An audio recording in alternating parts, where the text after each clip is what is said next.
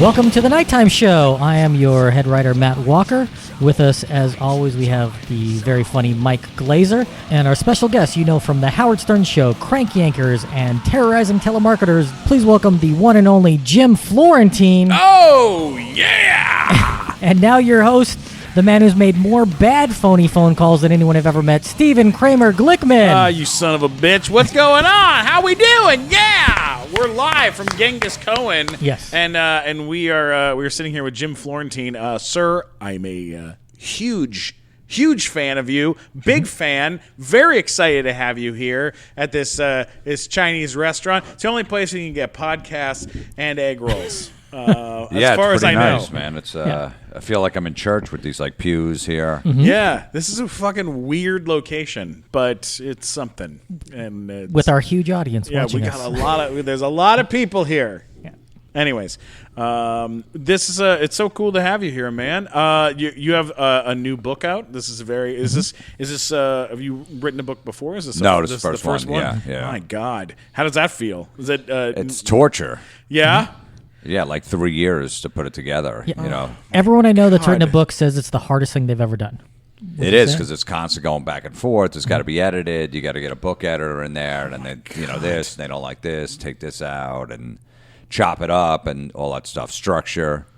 Yeah. So it's a pain in the ass. Yeah. But it's worth it in the long run. But it is it's a big pain in the ass. Yeah. Yeah, absolutely. How did you write? How long did it take you to write the book? Yeah, but I mean, well, it's pretty much transcribed from my podcast. A lot of it's from there. That's the original idea behind it, because I just go on my podcast and rant about different, like, awful shit, like awful Facebook posts and people posting pictures of their food and, vanity plates, license plates and shit like that. So, Sure. Yeah. And then I just transcribed a bunch of podcasts and made it into a book form, cut it all down, finagled it, had to make sense, and all that shit. So Sure. Yeah. Awesome.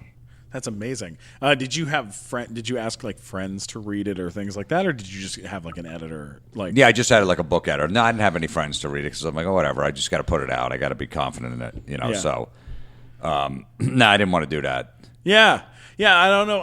I've only known one or two people in my life that have ever written a book, and I've watched them try to figure out the way to handle something like that, because it's a lot. It's a big book. I mean, it's not just it's not a fucking pamphlet. Like for my day job, I've had to proofread a couple books, which is torture. Because to go through a book, like, it's one thing if you read a book, and something when you read through a book and then you got to look for all the grammatical things, or like you should have a comma here, or this word is misspelled, and all that. It's like a whole different experience of reading something. Well, this is a big deal. Now you have to go, yeah. and then you're out and you have to promote it. You have to go do interviews and all that shit. Yeah, that's all right. Look, I used to live down in Florida and mow lawns, like 25 lawns a day when it was 100 degrees in August in the humidity. So I'm not going to bitch about having to do a bunch of radio shows and podcasts to promote the book. Did you do an audiobook too? Yeah, which that's torture too, because it's like 4 9-hour sessions in a studio just reading. Wow. After like 3-4 hours, you're seeing double. Like you just like, I can't do this anymore. Yeah, right. Every word's got to be right, and you got to go back and all that stuff. So now, and when you do that's something done, like too. that, are you doing any voices while you're doing it? No, I just read it. Okay. Oh man, it's a fucking ordeal. I'm not good at doing voices. Just basically this. Yeah. Is it. like you tried it, and they were like, "Why don't you just?" That's why I always knew. Like even when I first started doing comedy, I go, I'll never be on SNL. I don't do characters. Yeah. I got that. I don't even. Yeah. So anyone that got him, I'm not jealous of him. No, I wasn't going to get that slot. So Right. That's amazing. Where did you grow up? Like where? Are you from? New Jersey. Oh wow. Yeah. Is that still live there? You still live in New Jersey? Yeah. Where in New Jersey? Like Central Jersey, about a half hour outside the city. Yeah. I love. So New are Jersey. you a Philadelphia sports fan or a New York sports more fan? New York. But I don't like the New York teams either. I picked like weird teams, like Who are you a fan of? Miami in football, San Francisco Giants in baseball. I don't know. I just took a liking to them when I was a little kid. I don't mind some of the New York teams. I don't like the Mets. I just tell my son, I got a 7-year son, you just can't be a Jet fan. Because that's a life of misery. I'm like, I don't want to do that to you, because I don't want, so just one team when you Mark can't Sanchez is a fond memory for you, that's not a good sign. pick. Exactly. Yeah. So he knows. So he hates the Jets, which is good. That's good. Yeah. Well, fuck the Jets. Well, I just said, look, you're just going to be miserable the rest of your life. So You're right. just pick a different team. Steven, Whatever team It's like you if pick. you like the Padres, Yeah. See, Steven, you're never going to have a good. Knowing you just don't like the Jets because you're a fan of the Sharks and West Side Story. That's what you. Da da da da. Oh my! Wow, that was a musical theater reference. Yes, it was. Thank you so much for bringing that up in front of Jim Florentine. You son of a bitch! What's the matter with you? Sorry, trying to act like a man today. I'm Now, sorry. did you do a lot of? I know that. I mean, the thing that I know you best from is from Crank Yankers, but other people know you from other shows and other movies and as a stand-up comic. I mean, I know you, of course, as a comedian. Right. What did you start first? Like, what did you do first? How did you get into? the this? doing the stand-up, and then I got the gig on Crank Yankers. I had these CDs out where I messed with telemarketers called Terrorizing Telemarketers. Yeah. I would just sit by my phone and wait for them to call, and then I would just record them. And my buddy was telling me, he's like, dude, you're on to some shit, man. This is some good stuff. I'm like, you think? I only thought it was funny. And then I want to make it a CD, and I just put it out. I figured I'll sell after my comedy shows, and, who knows? Maybe I'll make a few bucks, get my name out there. And my buddy Don Jameson, who's a friend of mine, knew Gary Delabate, the producer over at the Howard Stern show. And I knew Gary because he would host some comedy shows, so he knew me. So he went to his office one day, and we dropped off the CD. I'm like, he goes, all right. He goes, yeah, if it's funny, we'll play it. Mm-hmm. He goes, and meanwhile, there was a stack of CDs on the desk. I go, there's no way this thing is getting played. Yeah. And the next morning, he started playing it. Like, I was Whoa. sleeping. They play it nonstop. Yeah, I'm sleeping because I'm working as a comic, so I don't get up to like 10 or 11. Sure. And I got like all these voicemails on my machine. Dude, Howard Stern's playing your stuff. He's talking about you. He played like 3 tracks. Like, who is this guy? This stuff is amazing. The next day, it was on the air. Whoa! Yeah. And then a month later, I'm on the show sitting in, and all of a sudden, I start selling out at all these comedy clubs because he's promoting them at the Improv in Pittsburgh, whatever it is. And then Jimmy Kimmel, Adam Carolla, a month after that, go, hey, we're looking for guys who do prank calls. And they were fans of Stern, and they heard me. They go, who's this guy? We want him on our show. So I was like the only unknown to get that gig. And it was only because I put that fucking stupid CD out. Yeah. And then Howard started playing, and Jimmy and Adam were big fans and heard it. And they go, we want this guy for the show. Oh, my God. That's insane. It was weird how it just happened. I had no idea I was going to take off. I just figured out. I made like 100 of them up. I said, maybe I'll eventually sell them. At that time, how long when the Howard Stern moment happened? Like, how long had you been doing stand up prior to that? About 9 years. Okay, so you were ready. Yeah, to so be I was able to already go on headlining. I was You had- headlining B You rooms. had enough material to do an act. Yeah, and B go and on C tour. rooms, I was already headlining. The A rooms I was featuring in. But I had a 45 minutes, no problem. Yeah, because we interviewed Melissa Villaseñor, who's on SNL, and when she won, or no, and she didn't win, but she got to the finals of She got America's Got finals Talent. on America's Got Talent, and then they sent her all over the world basically to do stand up and to headline, and she wasn't Yeah, ready. 'cause she was- and had a really fucking. I mean, hard we knew her time. from doing open mics because she'd done stand up for like 3 years at that point. She did great voices. Yeah. But like she then went on the road and she had a really rough time of it because they wanted more time than she was able to give. Yeah. So thank God you had the stuff to be able to. Yeah, I was already to- around, so that was good. So I was ready when I got pushed into headline in these, the A rooms. Man. So it was perfect timing. Like everything worked out perfect. How did you start recording? Like, did you get like an old tape recorder with the suction cup and put it to the back of the phone, or how were you doing these recordings? No, the back Radio Shack had like a thing where you can hook it up to a phone. It was a cassette, actual cassette, Right. And you plug it right into the phone and just record. You just hit record and play when the phone rings. Oh wow! Oh, Yeah. yeah. And even when I've done 6 of those CDs, and I didn't do one for like 8 or 9 years. And about 2 years ago, I did another one, and I still went back to the old school. I went to Radio Shack, got the recorder with a cassette. Like the last remaining Radio Shack in America. we were trying to do it different ways, like the technology. I'm like, all right, cool, whatever it is, and we're trying to figure out. Nothing sounded good. I'm going back to the original. Yeah. So Yeah, there's like a sound that you get from a tape that's different than when you record digitally. And it just, in some things, it just sounds better. it's almost like an album. Vinyl sounds better than a CD or an MP3. Yeah. There's just a richer sound to it. So I went back to that and recorded. But that's what I did. So it was $80. I went and bought a bunch of cassettes, like the best blank cassettes I can get. I just started recording and see where it was. You bought the gonna go. last 10 cassettes in America. Yeah, I know. I know. It was super cheap. It was great. Yeah. Did this God. come out of anger at telemarketers or boredom? Boredom. Boredom. Just Boredom, because I was working at night doing stand-up. I had nothing going on during the day. I was just sitting home. And you're getting calls all the time I'm anyway. getting called constantly. Just the phone's ringing nonstop. So I'm like, I'm just going to see how long I can keep on the phone because I had nowhere to go. Are there any of those things That's so that great. where like you fucked with the telemarketer, that you remember being brilliant that was before you recorded? Like, is there anything where you're like, man, I really wish I would have recorded this call? No, not really, because I didn't even think I was on anything. I was telling my buddy Don Jameson, who was a big Jerky Boys fan.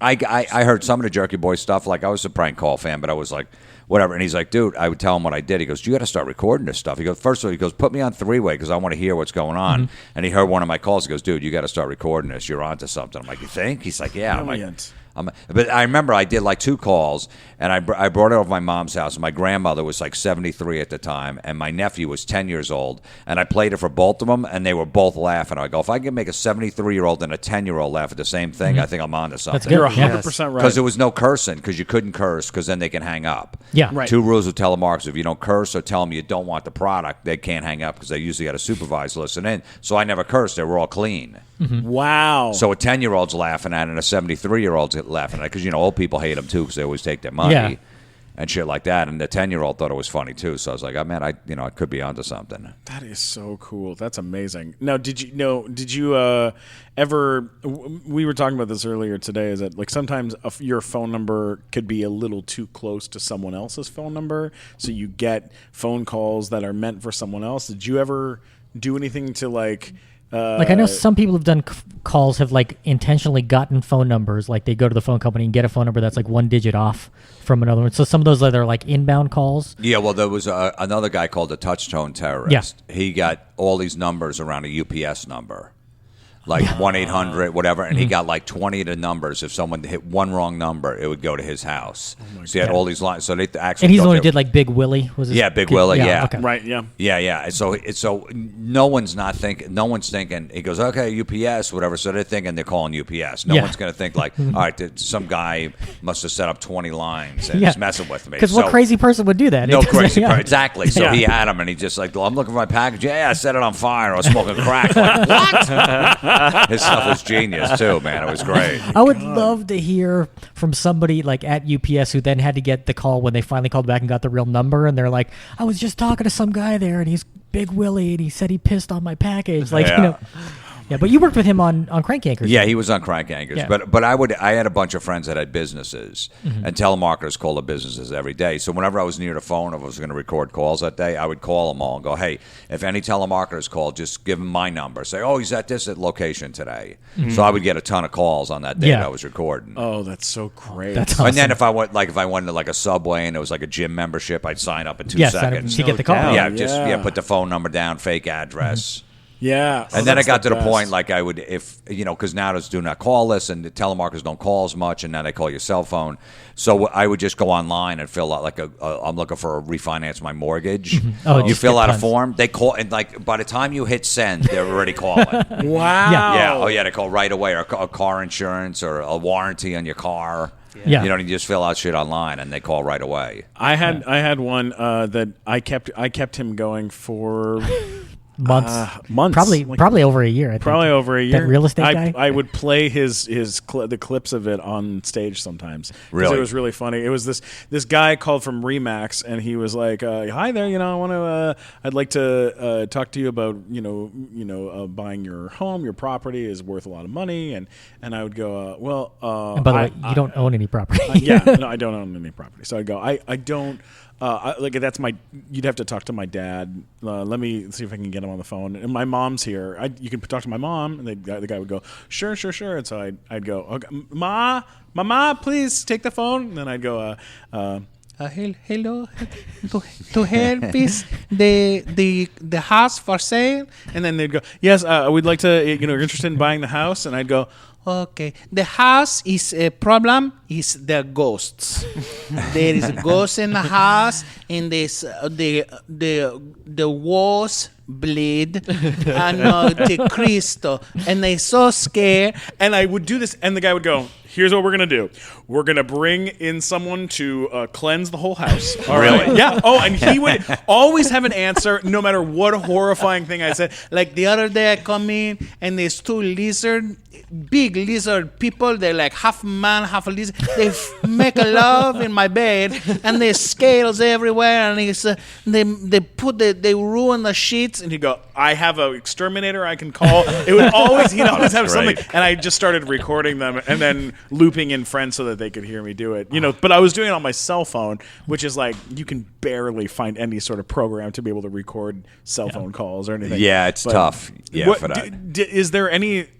Has there ever been legal recourse where you've had like a company or someone get mad at you for using their audio, or does it not matter? If it's an incoming call, as long as you beep out their name and their company, you're pretty much safe because they're calling your house. Yeah. Nice. Yeah, outgoing is different.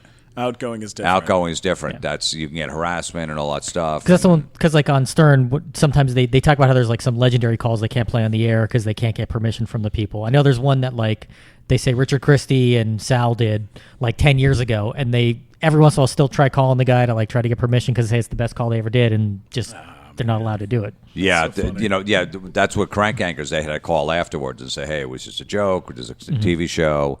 And what that was funny because usually people go, no, absolutely not, because you just mess with somebody, they're a little You're mad. offering $50 and they're like, okay. So they're like, absolutely not. They go, we'll call you back in a couple of days. So they wait them, let them sit for like 3 days. And meanwhile, usually what happened is they would tell all their friends, this show Crank Yankers called, and they're like, Crank Yankers, that's my favorite show. Oh my god! And by the time they call back 3 days later, okay, I want the puppet to look like this. Check out my pin. And Comedy Central would just give them a T-shirt, and that was it. Wow. Yeah, so they'd wait a few days, let them calm down, and there was always somebody like, my friend, my neighbors say this is a popular show, I want to be on it, and is the puppet going to look like me? And they're like, yeah, we're going to, whatever. Yeah. Just BS them, and they would send them a T-shirt in the mail. That's awesome. That's amazing. But there was some definitely that they didn't get permission for. We just said, no, we're not going to. Yeah. So have you were any of those involving you? Like, are there some that you remember like you did? I don't that were great I don't think no? so. I don't remember it because I would just do the calls and they would go, okay, let's just try another one or whatever. Yeah. So there might have been like one or two, but I think it was pretty much they were good at working them over the phone. Yeah. It's funny how you offer someone a free T-shirt. They're like, sure, no problem. I'll do anything. Yeah. I just imagine like that was somebody's job was to call people back and be like, can we use your? I know that's like an actual job somebody had. You never want to be the guy to just fuck with them to call back. Yeah, like it shouldn't have been me. Go, hey, dude, I was just joking. Like they're super angry. Then you're done. So you distance yourself from that call. Let somebody else call. You get like a young sounding girl who's like not going to be abrasive and doesn't sound antagonistic, and they're just super nice. You do that, and then they're. In New York on Billy on the Street, when we would walk around the streets for the show and he'd start messing with everyone, it was like young, kind people. It was just young, kind people's job to like run up to these like old Russian women that Billy had just messed with and been like, oh my gosh, wasn't that so fun? Just sign right here. Thank you so much. Bye. And that was like the end of it. Wow. Yeah, we did a bunch of hidden camera stuff. These DVDs, me and my friends, and we'd always get like a hot chick. Like we'd mess with a guy.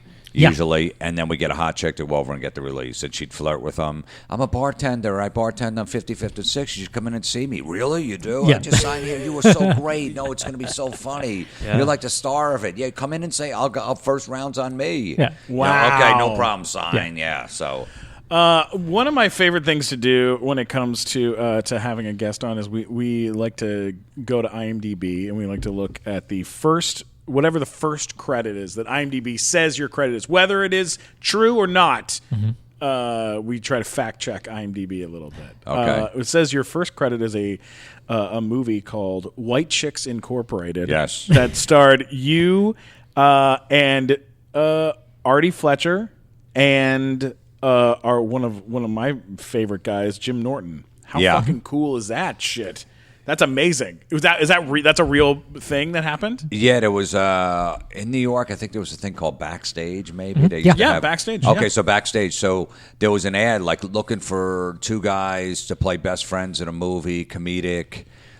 Preferably comedians. Send your headshot here. So I saw it and I sent it, and the guy called me. Goes, okay. He goes, yeah, I want you to be in my film. I'm shooting it on. On 35 millimeters. This is like in 1999. I'm like, okay. And he's like, you have a friend that you want to play? I go, yeah, I got this friend, this guy Artie. I goes, okay, he's in. He didn't even check anything. He goes, you have any other comedian friends for some roles? I'm like, yeah, send me the script. So I talked to Jim Norton. Rich Voss is in it. Awesome. There's a bunch of Otto and George, the late great Otto George is in it. So all these comics, I'm like, yeah, I got a role for That's you. a great cast. I know. So it was pretty, and it was a horrible movie, but we were like, we were all young. We're like, we'll do it. Did you get paid for it, or was it just sort of like just like a day rate? Whatever, but we do a real film shot on 30. The guy lost like $150,000 on it. It never got sold. Nobody cared. It was terrible. Right. Is it on like Netflix or something now? No, or no, it's nothing. It's in nothing. a drawer somewhere. It's in a drawer. Yeah, Yeah. He didn't get sell. He's like, we're going to take this thing to Sundance. I'm like, yeah, good luck. Yeah. He's like, did you book your flight to Sundance? I go, no, I'm waiting. Oh my. So the guy just decided he wanted to be in the movie biz. Nice guy or whatever. And we just like, okay. And he goes, yeah, whatever comedian friends you think would be for this role. So, and we all did. It was terrible. There's but, nothing better in this business than people with a lot of money who want to get into the business. Yeah. It's like it's such a bad idea. But we did have one guy on who was successful with that was we had Oren Pelly, who made Paranormal Activity. He was just a computer programmer. That's and all he just started he was just making a that computer movie guy. in his spare time, and then that one becomes like the greatest hit of all time. He created financially. Paranormal Activity Right. while he was working at a tech He company. made for like Wow. he put like $25,000 of his own money into it, and it wound up making like $125 million. It was something ridiculous. It's and then, like the biggest return on investment ever, for a fucking movie. But he that's so. But he's the one guy who successfully did it. He's the only one I can think of. Yeah. I don't know. One of my first my first acting job in LA is a movie that I just found out it is actually listed on IMDb, but I'm not listed on it. Thank God. Oh, I'm gonna change that. Oh, you better not, you son of a bitch! It was I'm gonna add that credit tonight. It was a movie about a woman that has a dog, and then at nighttime the dog transforms into a man, and then she fucks the man. And I played the voice of the dog during the day, and then at nighttime she would fuck the. That's Love on a Leash. It was called Love on a Leash. It was directed by a Chinese woman who didn't speak almost any English and wrote the script in broken English and made the actors perform it in broken English. Really? Like American actors, Like and it doesn't she wrote make it in Chinese and like any used Google sense. Translate. Yeah, and you had to read basically that? she Google translated. So you're doing like lines like you are such good friends, like things like that, like just Yeah. bad. And you know who got me that job? Ari Shafir. Really? That's who got me the job. By the way, because he had the job and he didn't want it, and he made you take they it. offered it to him, and and the offer was you get paid for the entire movie. It was $200. Right. And then on the day of our first day, I said, "Well, when do I get paid?" And she said, "Oh no, what I have for you instead is this." And she pulled out a bag of wontons. And a cantaloupe. And she tried to pay me with a cantaloupe and Really? a bag of wontons. Get paid in food. Yeah, it's a weird business. It really, really is. We make some terrible But choices. when, in the beginning, you just want to be on set. I did a lot of extra So work. fun. I did, extra work for $100 a day, $75. You just hang out. Like my first on-camera thing was in some crappy movie called Tears of a Clown, which again had a ton of comics in it. It was Don D.C. Curry was one of the stars, and it was a lot of big black comics were in that movie. And I played some guy at a redneck bar, and I have two lines, and I'm not on screen when you hear me say the lines. Right. So I was dear God. But the funny thing was, I wound up in like one of the production stills. Like it was me and like the star were in that same, just the one shot that you could actually see me on camera was, and I was used in one of the main production stills for the movie. Oh, Matt Walker. So- You know what movie you were not in, but Jim Florentine was in, was Trainwreck, which you Very were good not- one. you were in Trainwreck, Yeah. right? And you did an episode of Louie, which was one of the biggest shows ever. Yeah. Yeah. And I know you did like multiple episodes of Inside Amy Schumer. What's your relationship like with those people? I mean, working with them and stuff. Amy, I know doing stand up, and when her TV show came out, she she wanted to cast a lot of comics, friends of hers that she knew the to be best. right for the role. So, I got in there, and then when Trainwreck came out, she's like, "Look, I got a part for you, Want you to do? I'm doing a thing where it's I'm having a bunch of one night stands with a bunch of creeps." And I want you to be one of those creeps. I'm like, no problem. You're like, Yeah. Yeah. I've never been more right for a role in my life. Exactly. I'm not going to have to research this at all. Chicks have thrown me out of the apartment plenty of times. Oh my God. And I actually made the cut. There was a lot of comics that didn't make the cut. So I actually, there's a bunch of guys that got cut off, so I stayed in, which was great. So it was, it was a huge film. It was made like $180 million. That's great. That's a huge fucking movie. Yeah, I know. Yeah. It changed her entire it changed the pathway of her life completely. Yeah. Because before that she was like, I'm a stand-up comedian and people enjoy me and people like my sketches and stuff. And then after that movie she was like, I'm best friends with Jennifer Lawrence. Yeah. And it was Movie like star. she's a movie star. Like she got nominated for an Oscar. Like Right. it completely changed. Like, I knew her from doing Last Comic Standing. We were on the same season together. And I remember being like, I'd see her around. She was very nice. And then, watching somebody rocketeer out of this fucking business into a different stratosphere. We just watched that with Tiffany Haddish, who's like one of our dear friends. We had Thanksgiving with her at your house 2 years ago. Yeah, there was like 6 of us sitting around having Thanksgiving together. And she sexually harassed Robbie the whole time, which was hilarious. Yeah, we had a bunch of rubber dicks. I don't know why we had a bunch of rubber dicks, but we had a bunch of rubber dicks, and they were flaccid rubber dicks, and we were throwing them at Robbie, who's on our show sometimes, and he enjoyed it too much. He went into a dick frenzy. Yeah. He went into a full dick frenzy, and she kept whacking him in the face with these rubber dicks, and we were like, and then she was like, "Oh, by the way, I'm going to be in a movie." We were like, "Oh, sounds good. Cool. Yeah, good for you. Good Love for on you. A leash too, or yes, yeah, exactly. And then it was Girls Trip, and it was like, just explosion, and then fucking hosting SNL, and then she was on our show at the Improv and called in the day before and went,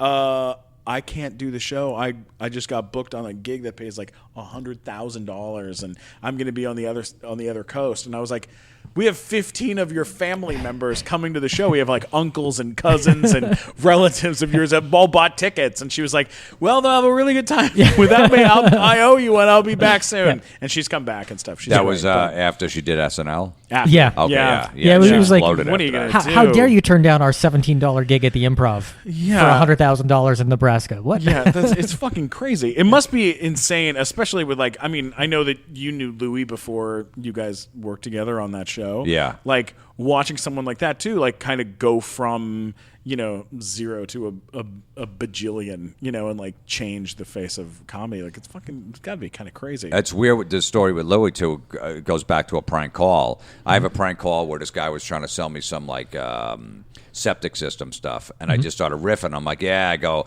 all my toilets are backed up. I go, there's so much shit in the toilet, I have to take an upper decker. And the guy's like, what's an upper decker? I go, when you shit in the top of the tank. He's like, oh really? I never heard. I go, yeah. So I have to take an upper decker. And he's like, okay. And they used to play that like on the Raw Dog, the Comedy Channel, all the time. Or Louis had, but whenever I would see Louis, I'd run in once. He goes, dude, that fucking call about the upper decker is so goddamn funny, man. It's my favorite prank call of all time. I was telling Steven about that on the drive over. I was like, one thing Jim Florentine's kind of known for is like the upper decker. Like you're the guy who sort of invented that, right? I didn't invent it. I remember as a kid doing it in Jersey. We'd just go take upper deckers. We go to like a house party, like kids in high school. We just take upper deckers in their parents' bathroom. You got to flush like 40 times. Because the shit's all on the top of the tank. So then you cut to like I don't know, a few years ago, and I was doing an episode of Californication with Pam Adlon, his friend, and she goes, I talked to Louis last night. I was telling him how funny you were, and Louis like, you know what? I got a great idea for an episode for my TV show. Tell him I want him on my show. I got a great idea. And she tells me, I'm like, okay, cool. And then I didn't hear anything for like a year and a half. I'm like, whatever. It was probably just a passing thought. And then I get a script, and like, okay, Louis wants you to play this role. He wrote it for you, and he wants to make sure you're on. I go, I don't even know what it is, and I'll do it. I'm in. Yeah. So I read it, and I'm like, perfect. And he put the upper decker thing in there, and I died taking an upper decker. And I was from hearing my prank call, my Terrorizing Telemarketers call, and he just, I got a great idea. Holy shit. Yeah. And then I got submitted for, Best Supporting Actor for an Emmy for that role. Oh, my God. I didn't get nominated, but I got submitted for it. Yeah. Wow. There's no way. Imagine if I did. Imagine if I won, and I'm up there taking it up because a guy took an upper decker on TV. Oh, my God. That's fucking incredible. Pamela. That would be like when 3-6 Mafia won the Oscar. You know what I mean? That would be about that level. Oh, yeah, seriously. And that was the last episode Louis ever did for his TV show. That was the last episode I was on. I die at the end, and then, basically the episode ends, and the season ends, and that was it. Wow. Yeah. How fucking crazy is that shit? That's insane. What was Pamela? Have you ever watched her show? No, Better I hear Things? it's great. Oh my God, it's so good. By the way, did you know Pamela Adlon was in an episode of Star Trek? I did not know that. Really? These are things I know. We had Pamela's line producer. Yes, the line producer for Better Things just came in a couple weeks ago and chatted with us about putting together a show for Louis and how basically you just don't say no. If they whatever they want on the fucking on that fucking show, you just make it happen. You just figure it out. Right. As opposed to like other shows where you just kind of do the best you can. Like with Louis, whatever he needs to happen on a show, you just make it. Because she used to work on your show. Yeah, she Nickelodeon. worked on the Nick show, and it was just every. That's where you got to say no. Yeah, you have to say no constantly because that show was ridiculous. Well, that's also Viacom, who are notoriously cheap. I've been working for them for a long time. God, Absolutely. they're so fucking cheap. Have you had everything started taking off with you and then your stand-up? Were people coming to see your shows and expecting you to just play like a recording of, and it was like, were you getting odd requests? Play the Upper Decker call. Yeah, well, one club owner wanted me to put a phone on the stage and make prank calls. I go, that's not going to work. He's like, yeah, but that's what you're known for. I go, yeah, but it takes time. Yeah. You know what I mean? It could be 6 or 7 calls before you get a good one. There's nobody there. They hang up. Yeah. I go, it's a lot. It's gonna fall flat. He's like, well, at least try it, and he tried it. In the first show, he's like, all right, you're right. People are like, all right, enough. Because you can't get anybody on the phone. But then also when the Crank Anchor shit hit, there was a publicity picture. When we went to the premiere, I took a picture next to the puppet, the special ed puppet. And then it went online, like Radar or Getty Images or whatever. So all the improvs and Funny Bones took that picture and put it outside the club, like I was going to do a puppet like you're show, doing a ventriloquist act. Yeah, like a Jeff Dunham. So and that show was like going through the roof at the time. It was huge. So people were coming to the club thinking I was doing, a puppet act. Oh shit! There was kids lined That's up, like hilarious. fucking buying tickets and shit like that because they would put that picture up. Like the improv didn't care. Like fuck that, as long as we get people yes in the seats. Yeah, and then I'd be up there. I that's so started to do my funny. stand up. People are like, "Where's the puppet?" I go, "There's no puppet." The puppet, yeah. Like, well, come on, it's in the picture. I go, yeah, there's no fucking puppet. I remember like a guy who was like 50 years old in front. I go, sir, you're a grown man. I go, you know what?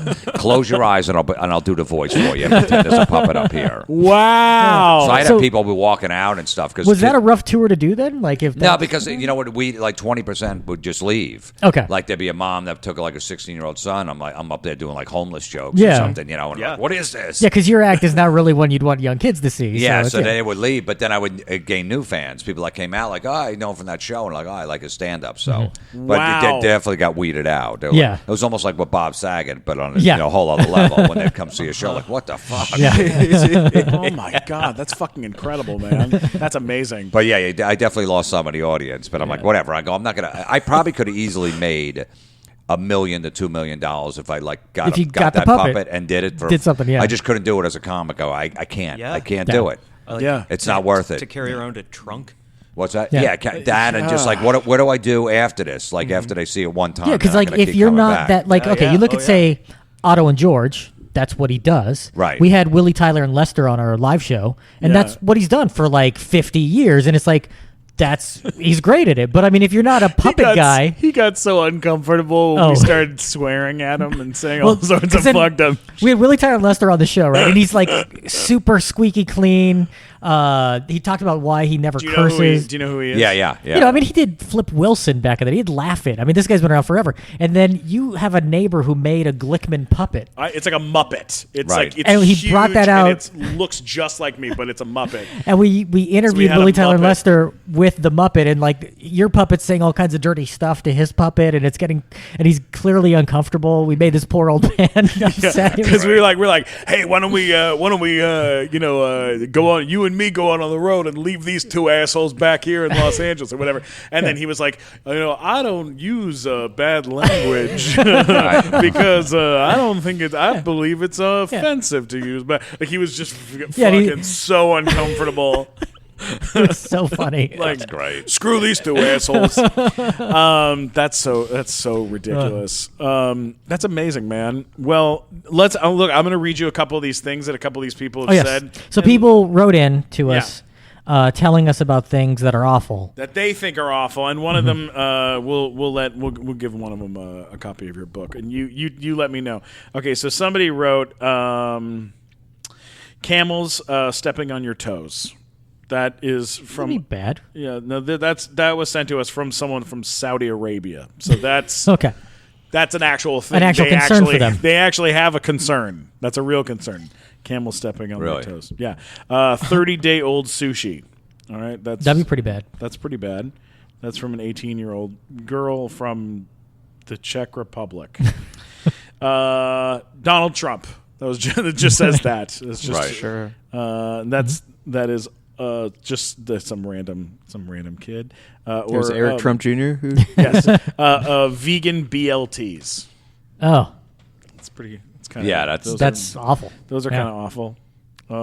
Let's see what else. What else? We got a couple more. Let's see. Spam. No, spam No, like that's- internet spam. Like people Oh, okay. spamming you. Internet spam, yeah, okay. Yeah, that's the word. Well, that's even worse because you can't respond to it in a funny way. I mean, that's pretty bad because it's like telemarketing. You but can a little bit. There's a guy who put out a book called, I think it's Emails from an Asshole. That's him dealing with people like spam, like writing back and forth and then making it more and more ridiculous. Oh, really? It's That's a actually good kind of funny. idea. I have the book. It's pretty good. But that one has to be a book. You can't. There's nothing to look at or. Yeah. But that one's actually pretty good. I think I may have found the winner. This is from Luca Migravira. I don't fucking know. 2. It's awful when it's 3 a.m. and your roommate starts screaming at her boyfriend and you have a 9 a.m. class. I mean, that's legitimately awful. That's legitimately awful. I don't know if that's the worst, but it is pretty awful. Let's see. Anything else? Anybody else have one? Let me take a look. This bit. What? Yeah, this bit. Do you think it's pretty awful? I think you might be right. sick. How did you get it when you were trying to narrow down things from the podcast into the book? Were there certain things that were more awful than other things? Like, how did you kind of make the choice of what got to stay in there? There's a ton of stuff that's awful on Facebook. The Facebook posts. Yeah. Like on my podcast, I give out an email address. I say, if you see any bad Facebook posts out there you think I wouldn't like, send them in, and they send them in. So I just read them on the air, I look at them, and What constitutes what are like people sending looking you? for attention, like on my way to the hospital, and that's it. Right. So then you got 75. Are you okay? Are you? If I lived in your town, I'd be there. Keep me up to date. And they You never need say to- anything. Yeah, they never say anything, and then at the end, finally, it was just a sore throat. Yeah. Because they're just looking for attention. You know what I mean? At least go, Yeah. hey, I just cut my hand. I don't know how many stitches I need, but I'm on my way to the hospital. Whatever. Yeah. At least explain it. Something. But they want everybody to go, okay, so what's wrong? Instead of just telling them, they Yep. just throw that out there. Yeah. Or the guy, that lives in Ohio and it's January and he's bitching about the weather. Mother Yeah. Nature, go home. I'm like, I don't know if Mother Nature saw your page. I looked at your friends.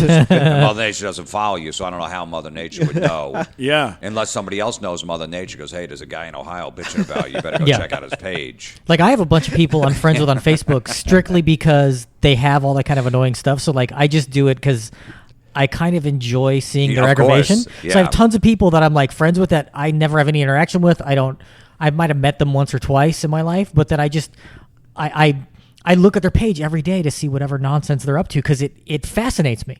Yeah, and the new trend now is people will take pictures, like a Facebook or Instagram, and they'll document like their dad dying. Yeah. In the hospital. He's in the hospital, then he's dead. I showed They take a picture Clip of with a him. picture the other day. I texted him because somebody posted a picture of their dead mom, and I was like, don't post a picture of your mom right after she died. I Nobody know. wants to see that. And they pose next to it, like the bed like this. It's like, how many did you go? No, let me see that picture. No, do it again. Wait, don't hold off. Don't take the body away. Wait, my hair wasn't good in that one. It's weird. Like, everything comes back around because like filters, like putting Yeah, Yeah. put filters on. Let me get my Snapchat dad look filters. Yeah, let me Get have the my dog dad look ears. a little, more pale. because the weird thing is, people used to actually do that Damn it. in like the mid 1800s. That was a thing people would do. Somebody would die, and they'd set up a family portrait with that person, and it would be like the whole family around a corpse, and they'd take a picture with them because this is when like photography was new. Yeah. It was like a whole thing that they did. Like, you can look up pictures online, and it's just like people posing with dead people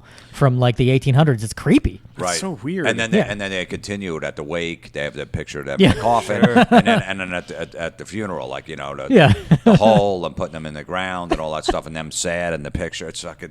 I'm Yeah, like, it's like, how much attention do you need? yeah. Oh my God. Well, look, my friend Angela posted a thing in one of these that just says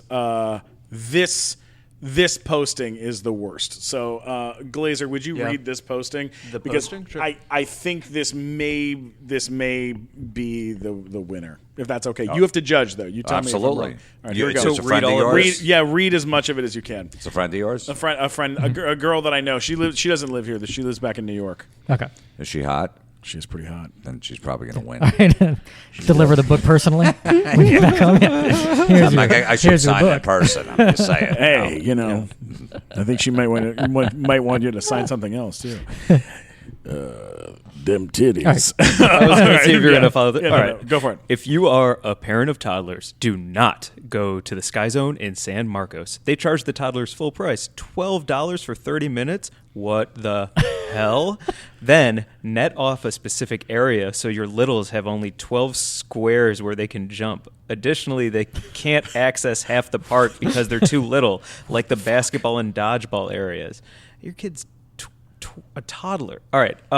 Parents of littles can't jump for free, and we are not allowed to sit down or rest at all except for one small square. Oh, or take pictures, or have our phones on us. After the third time of being policed, I gave up and asked for a refund. Check yourself, Sky Zone. Your toddler jumping policy is greedy, very unsatisfied.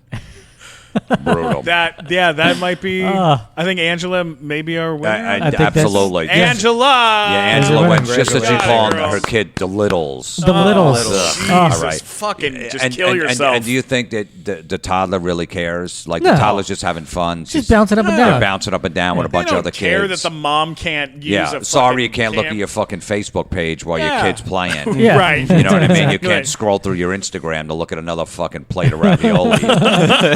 Oh, they took your phone away. You couldn't take a. Oh, I feel so bad. They wouldn't let me use my phone. Oh my God! Well, look, I know that you're a very busy man. You've got another big show you got to do today. But if you're ever in Los Angeles, we would love to have you on the nighttime show live at the Hollywood Improv. for So just sure. I'll take let Tiffany's us spot. know. There we go. Perfect. Done and done. Perfect. I work for Absolutely. $17. She doesn't sounds- anymore. That's hysterical. No, but my book's it's out February 20th. Okay. You could you pre-order, pre-order it now now. on Yeah, it's Amazon or- Amazon, Barnes and Noble, all that stuff. Everybody is awful except And you. what's the full title? Everyone's awful except Everybody for you. is awful except you. Yeah. Great. Oh, And the name of your genius. podcast. Comedy Metal Midgets.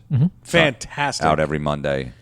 What network is that on? Is that on network? Riotcast. Awesome. Very cool. Yeah. Back on the East Coast. Yeah, the East Coast guys usually use Riotcast. So yeah, it's all good. So yeah, pick up the book if you got some inner rage in you.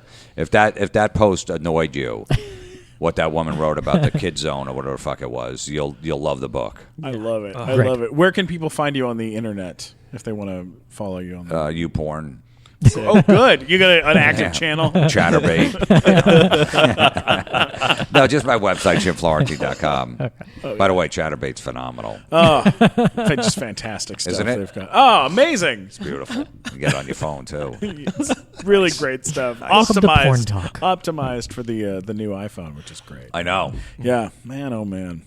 Technology, huh? Especially just the technology for pornography in the last 10 years, last 5 years. Well, has you got into that changed. VR stuff for a while. God damn it. the that VR goggles? porn Dangerous, shit. Have man. you seen the VR porn stuff? No. Oh, Jim. Okay, it'll you know ruin they your have life. POV porn. Yeah. So they do that, and then you wear those like VR goggle things, and you Right. put your phone in, and then when you look around, It's- you're like looking up and down, like around the room, and you can see like the girl blowing you or whatever.